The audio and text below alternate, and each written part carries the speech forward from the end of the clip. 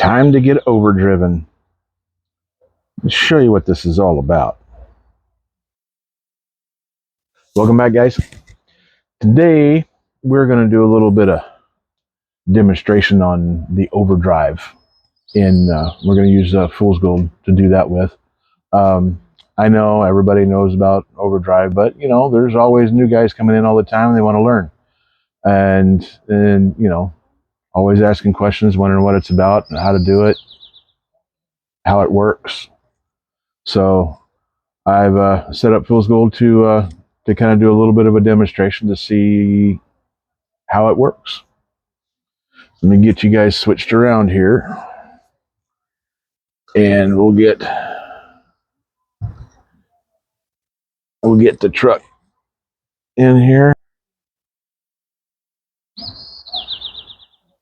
Let's see if I can actually get this to look right. Oh,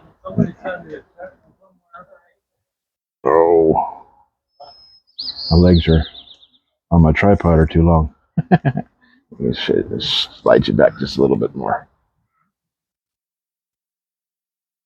So as you can see, I have the wheels set up to where I have them both set on at a 0 here and 50%. And then I took, there's 25, there's 75, and then 12.5 between each one. So we kind of get just an idea of how the Overdrive is going to work. So now, I'm going to show you, this is just straight drive. With this kit that I used when I built this truck was that the VS410 builder's kit that I gotten way back, and it had the VRD twin transmission in that kit. So when they did that, they put the Overdrive gears in both axles. Because that transmission, you had the selection between two different percentages in the transmission itself. So to keep it keeps a little bit more wheel speed, I guess they just decided to put the Overdrive gears in both axles. So in order to get Overdrive on this truck, because I'm only running the 3-gear transmission, the old school 3-gear, I had to put the standard gears back in the rear axle. And that, from what I'm hearing, what I've kind of read a little bit, is supposed to be right around 17%. So, to show you what this does, get off of there. Get off your post.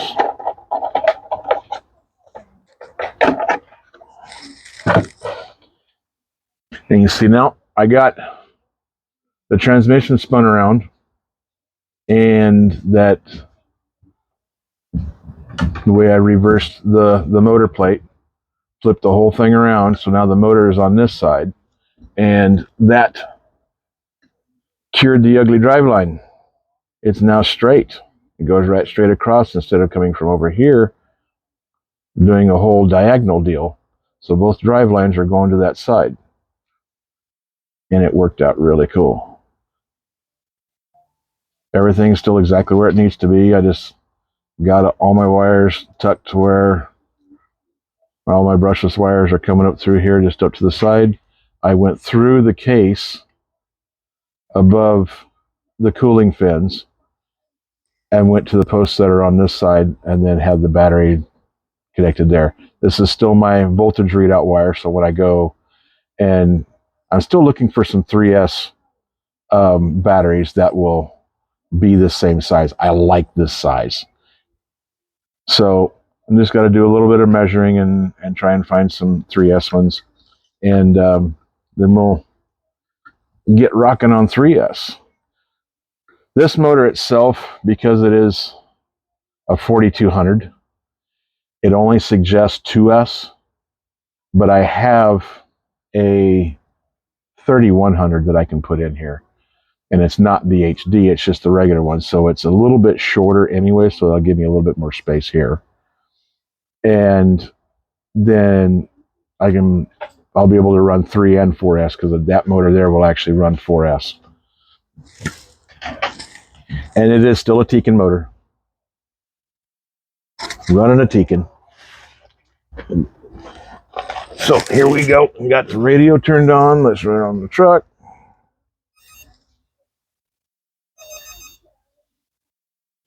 You can see right there, we are at 0.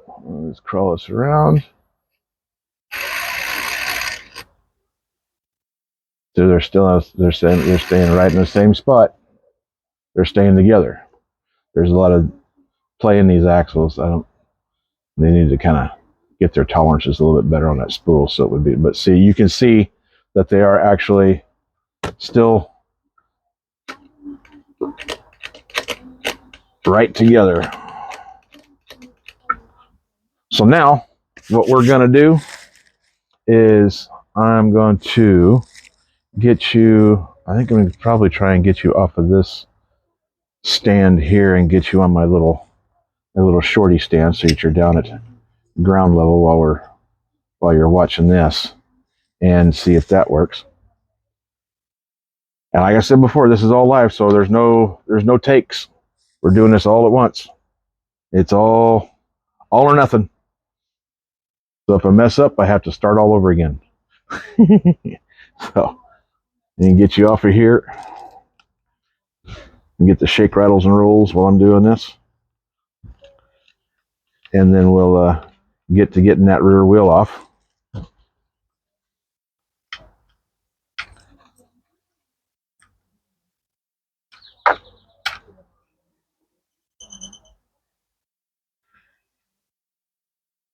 Yeah, that's not so bad. This might run a little bit long, but it'll help. I do believe it'll help. Some of the new people coming in, and they're learning this stuff. This is what works on this truck anyways, because it is, like I said, this is a Vanquish truck. So what we're doing here is take the wheel off.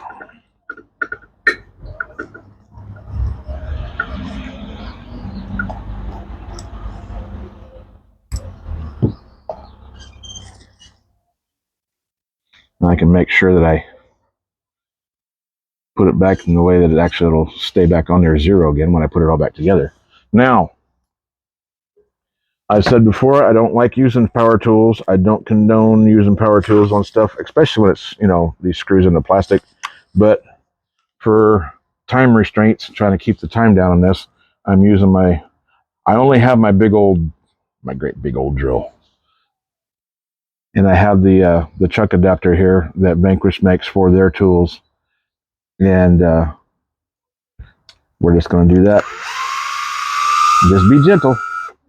Now, I did learn with this chuck adapter that, because I run Ryobi stuff, one of my coworkers has one of the little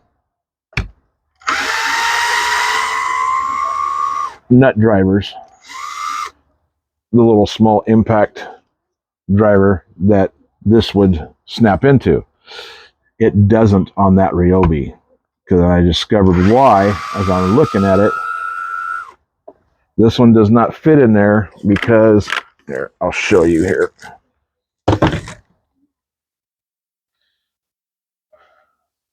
Where this is tapered up. Let's see if I can point at it a little bit better.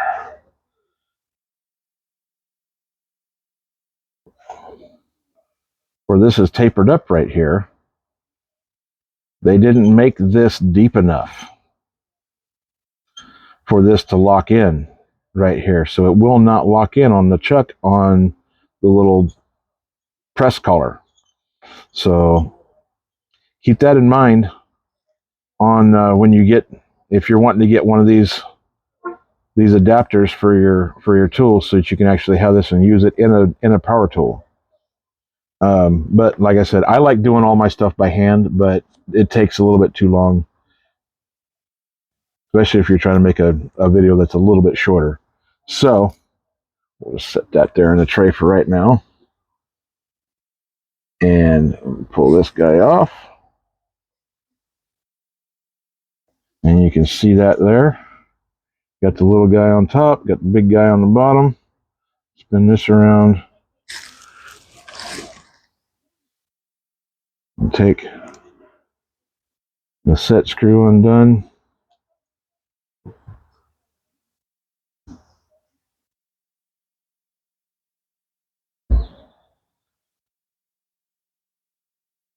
And I already did the other side, and I did that as like just a kind of a theory thing. Is like, let's see if I can actually run this with overdrive on one side and not the other. Yeah, it works perfectly fine because your overdrive is down here.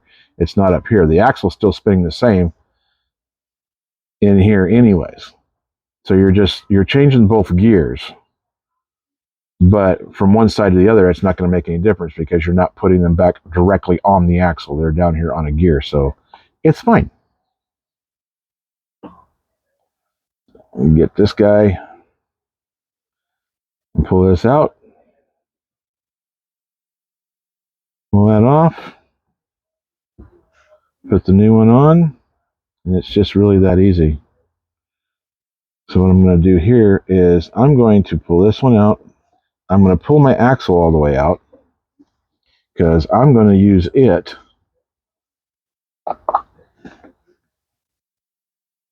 to put the grease on the axle. It makes it so much easier. Because then you can sit here and drag it in the grease.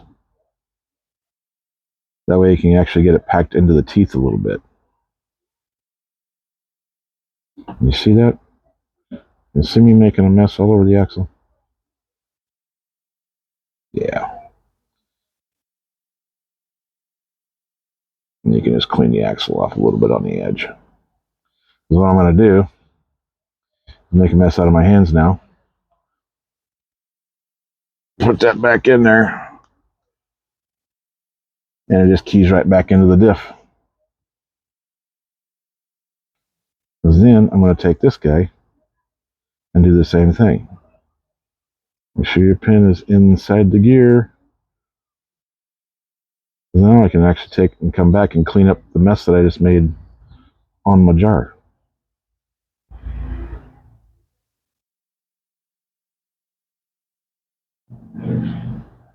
And spin it back and forth a little bit and just dig it right into the grease.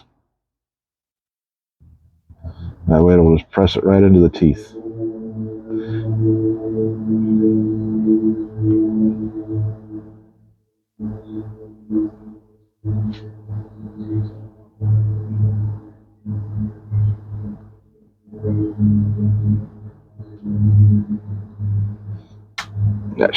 That's probably overly plenty, but enough.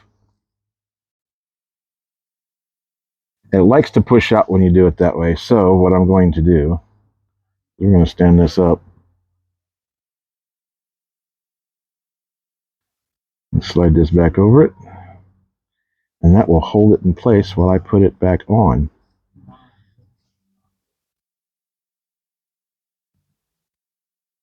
You see it kind of squishing out the sides a little bit. Not all nice and pretty like they normally show on the videos, huh? See, it just squeezes out. See, I got a whole bunch in there, which is good. Real good. Now we'll put this back in the drill, because yes, I am using an actual drill. But I got the clutch turned all the way down to 1. But it's still not light enough to stop in the plastic. So you still got to kind of feel it a little bit.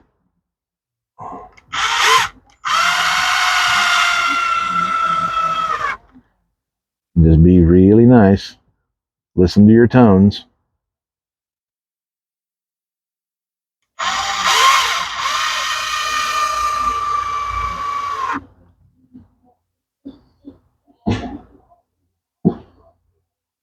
Remember, you're not stripping out your axle housing.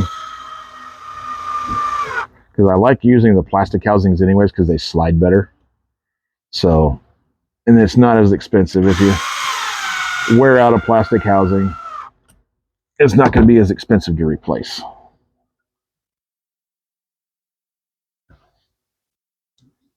All right. Let's get this guy back in here. Come here. You need to go back to your home. You're done seeing daylight.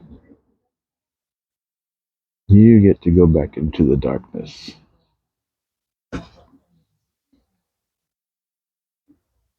And I usually don't really worry about Loctite on these, and it makes it nicer to do. And I have never had any problem with these coming out, especially being that this is a crawler, so there's not really high speed, and you're not really popping them out the set screw in these. I don't use Loctite, it just makes them easier back and forth anyways. But it's captured inside the hub anyway, so it's not really going to back out. If it got to the point to where you took the wheel nut off and it was hard to come off, then you know. And then you're just going to get it back. So let's see. Are we close? Are we close? We're pretty good. Yep, that'll work. Let's get the wheel nut back on. And let's see what kind of an idea, because I've heard that this is about 17%. I know it says right on Vanquish's website for the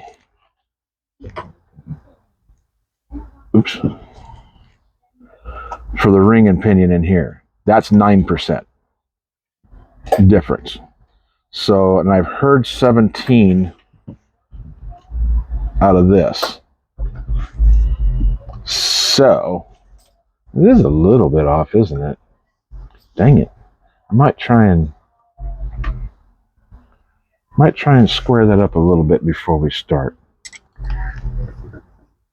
Let me kick it over another tooth inside there and see what it does.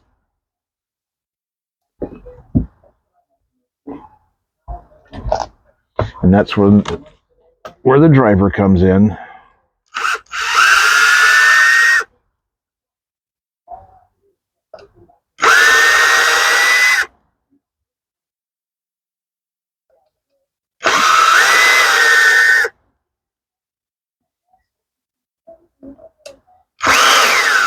Woo! Let's warm that plastic up. Okay, so I can take this. That's pulling everybody out. Nope, I don't want you to come out. I want you to stay in there. There you go. We'll clock that just a little bit and see what that looks like before we put everything back together. That's about perfect. All right.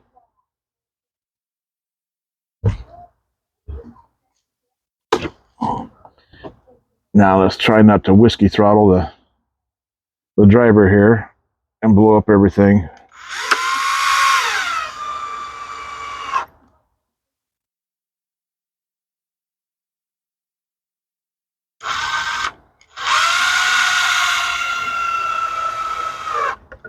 Ooh, that one was almost too much.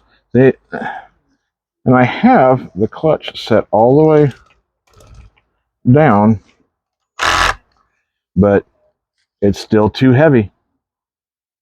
Still too heavy. So you just got to be gentle.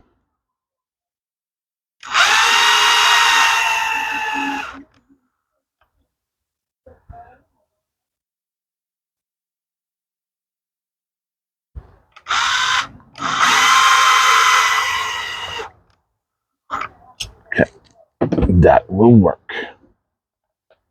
Now, get you back on there. Just love the suspension, how this is working. See how slow that dropped? Had it all the way up here. Pulling it up here so I can do this. And just the weight of that wheel, because I got it all the way up to the spring. And then with oh, so nice. Okay, so there's that. So now we can see, we'll be able to get an idea Oh, it was still on. I never shut it off. You guys probably knew that too, because I wasn't paying attention to that myself. So now we got that done. We can see how much. 2, 3.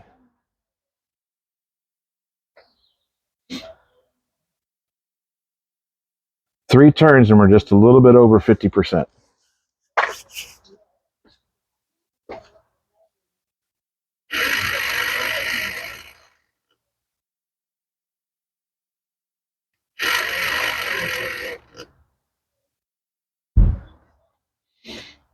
So 6 turns,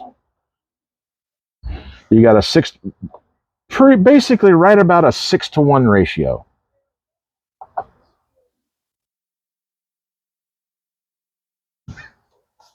As far as, I guess that's how that would work. Would that be how that would work? This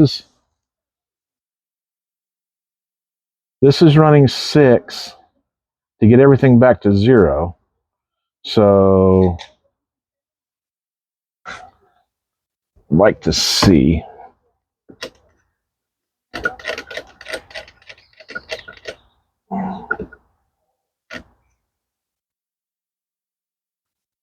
Yeah, it's still just a little bit off.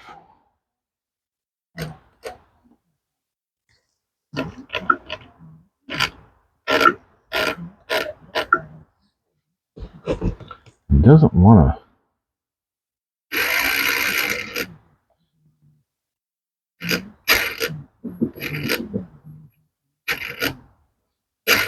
The rollout is just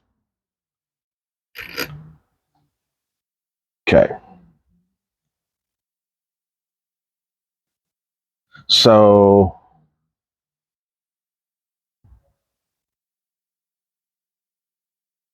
which one should we actually be counting on? Should we be counting on the rear because that's a standard now? Or should we be counting on the front?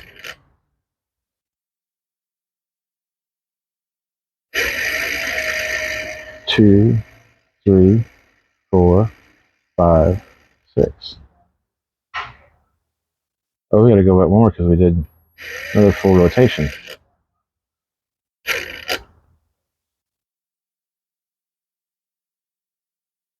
Go one more maybe backwards. Bring it back to 0. That just about brings it back to 0.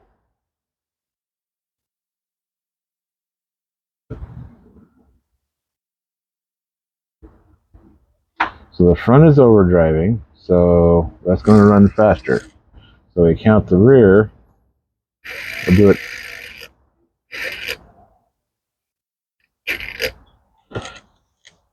Rear's up and down. So that to me looks like about 25%.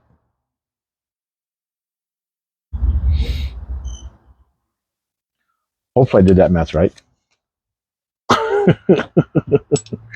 Because we ran it backwards until we got back to 0 and then tried it the other direction. So that kind of looks like 25% to me, or right around there.